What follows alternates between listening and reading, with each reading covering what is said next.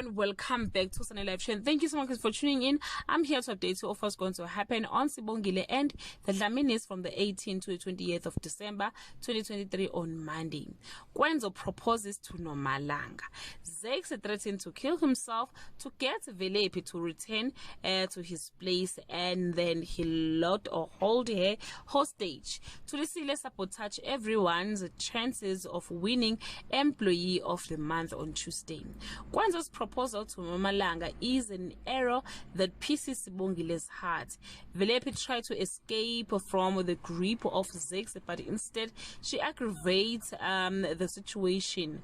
The helper's dreams of going home for Christmas blow up in smoke on Wednesday.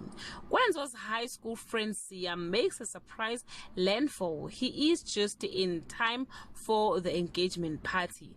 Vusi and Gcina are not happy when Phetheni and Njengaye gift shares to Nomalanga and KWENZO. What secret is Zakes nursing? Well guys, this is all I have for today. You can leave your comment below and share your opinion. Bye.